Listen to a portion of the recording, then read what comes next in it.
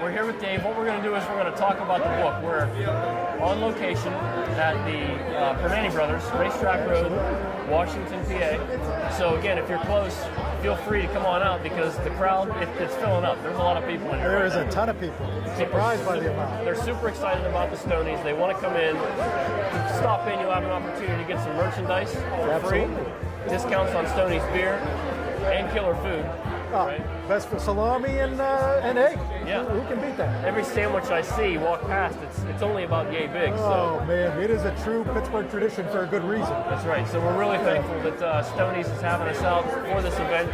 Dave, I want to jump into your kind of career, we'll call it, as an author. Absolutely. Because if anybody out there doesn't know, you've written specifically about sports in the Pittsburgh area. Completely, yeah. Totally. And you've put a number of books out there. It's what, 24 or so? This is number 24. Yeah. Very good. I did not actually count the number of books. That was strictly a guess. That is number 24. You know, when you write about sports so many times like you have, and then you write a book about beer.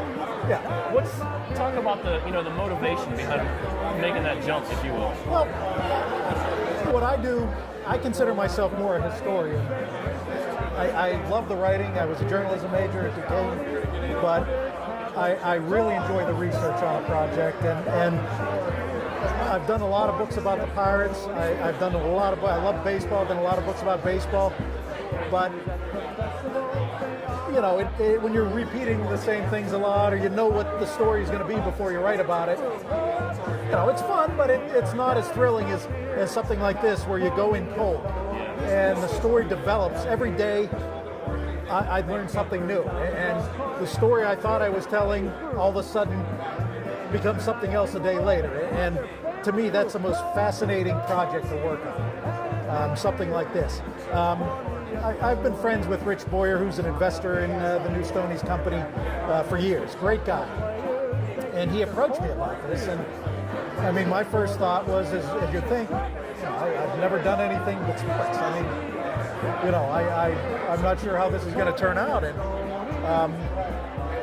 I started doing some research. I said, let me do some research. And the little bit I did just was fascinating with the Jones family early on, and how they developed and how they kept the business going through Prohibition. And I went back to him a couple days later and said, heck yeah, I certainly would consider this an honor. It's a great read. I told you before we started, I spent a week and a half, churning through this, and wouldn't consider myself a history buff, but the history that's in the company and you put into the book, it's incredibly interesting for sure. Wow, it was a lot of fun. When I first started, I wondered if I could get 20 pages out of it, and I really probably could have put a lot more at the end of it, but it was a fascinating research project. Sure. And in the spirit of talking about history, one thing I wanted to ask you about is, as you research William Jones, Stoney Jones, right, the founder, talk a little bit about what you've learned, what you clearly didn't know, what you know about him. What did you find interesting? And is there anything about him that kind of surprised you? I mean, it all did. Actually, to be honest, I knew the couple of clips they had given me when I first started the project. Won the game in a poker match, which, there's no substantive proof one way or the other, but it's a cute story. That's right. Yep.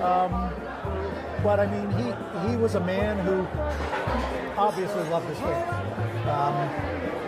I mean, he loved his community. He rarely ventured out of the Mon Valley, and when he did, interesting story that came across while trying to keep the company afloat during Prohibition. He saw they had a good chance to hook up with a whiskey dealer, and went down, got conned, slipped a Mickey, so to speak. They stole $50,000 from him. But I mean, the idea was he was doing whatever he could to keep the brewery afloat at a time when 90% of the breweries went out of business. I mean, breweries were a flourishing business before Prohibition, and 75 to 80% of them were out of business by the time it was done. how this guy and the things he did. I mean, he was constantly, obviously, in trouble with the law a lot, trying to sell beer on the side because near beer was what they technically sold, and ice for fridges back then. But I mean, just his tenacity to keep that business alive. He was in a lot of societies, the Moose, the Elks in the area, loved his area, loved his family. And you saw as he turned it over to his son, Paul, his son William Jr., William III. I mean, they all did the same thing. And you could see just the love of the family and community through them all. Right? And to me, that was probably the most noble thing I found about Stoney Jones and his legacy. Yeah. I'll tell you, there was a ton in the book about Prohibition. So much interesting stuff about really from the founding of the company, and like you said, how they dealt with those. Right. That was really the first third of the book. Right. Founding, dealing with real challenges. Right. Outside of, hey, oh, by the way, it's the Great Depression. You know what I mean? Yeah. So, terribly interesting section of the book, really, that first third, talking about Prohibition and really launching this new venture. Absolutely. And it was kind of neat. Yeah, It really was. for sure. Now, the next section of the book really talks about kind of the previous ownership group, right? Yeah. And, the Podluckies, they really just, they bought the company and really had a vision They did. for what they wanted to Yeah. do. Talk to us a little bit about what you've written about their role in owning the company and what that really adds to the Stoney story. Absolutely. I mean, when they came in, at the time, big breweries were really taking over the little guys.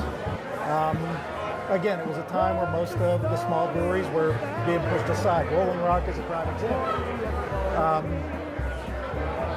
The Podluckies, their vision early on was to take it into the new venture.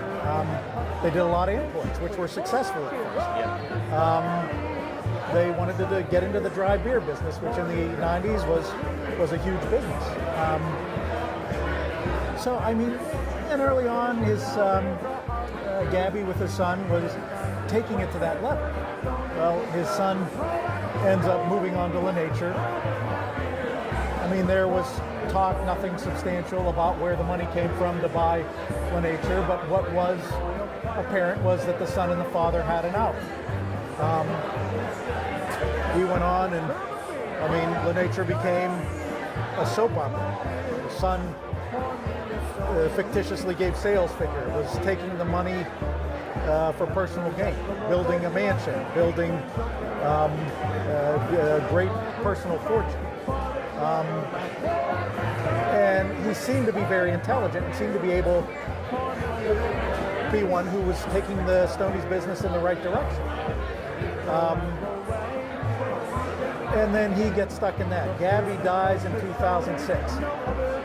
And at that point in time, the business is falling back again.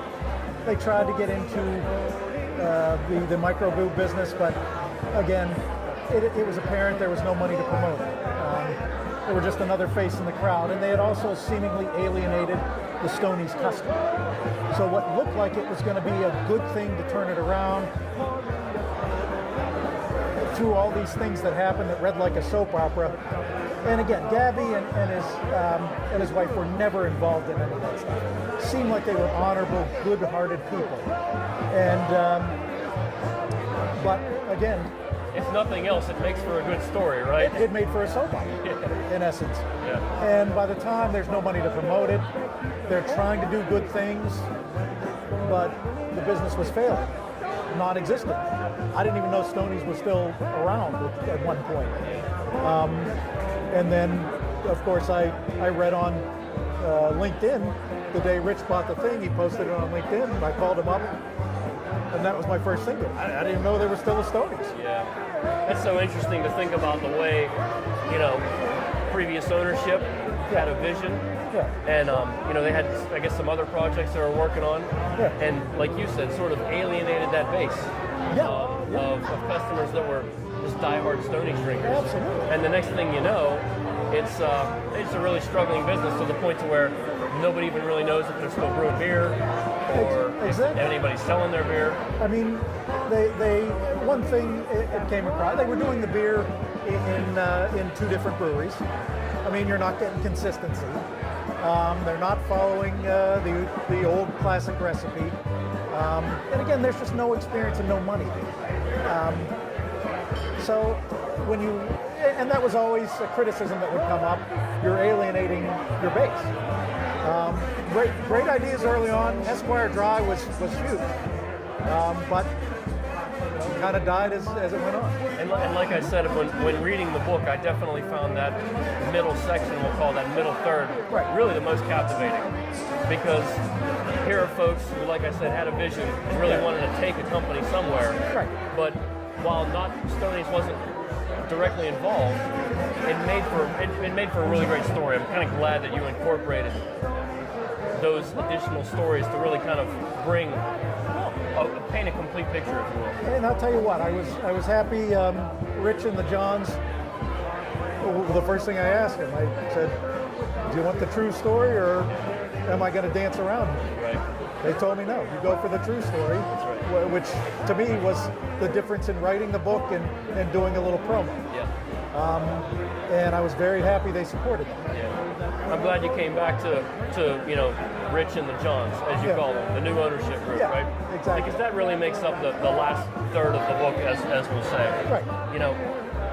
Researching in order to write the book, talk a little bit about what you feel the new ownership group is really going to be able to do with the Stoney's brand moving forward. Well, I mean, first off, if you haven't tasted this since the old days, I mean.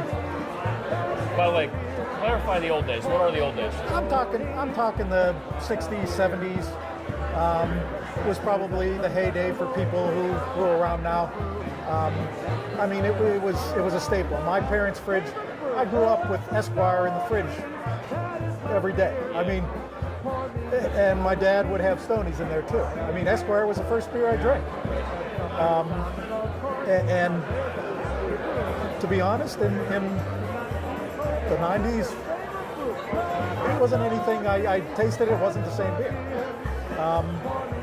Rich gave me one when I met him about the book. Man, I was blown away. Yeah. I mean, it was a night and day difference. It was fabulous, like the old Stoney's.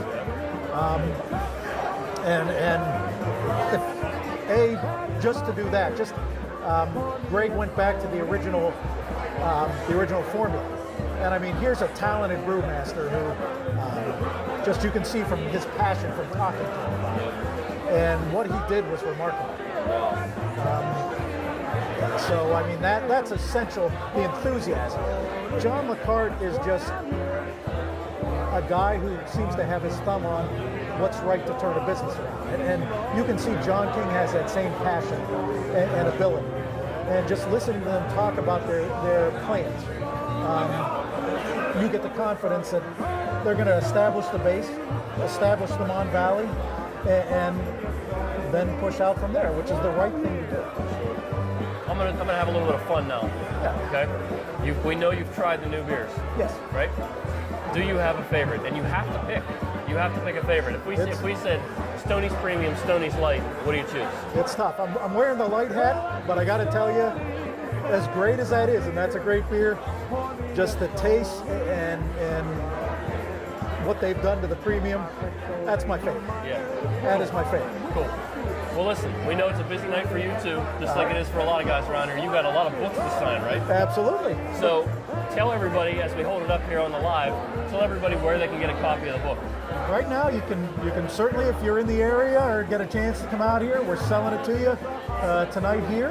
And if you go on Amazon, just plug in Roll Out The Stoney's or plug in my last name, which is Finoli, and this will come up and you can certainly order it there. You're a Prime member, you'll have it in 2 days. You gotta get that Amazon Prime plug in there, right? That's a great. I've been a fan of that for years. Yeah, exactly.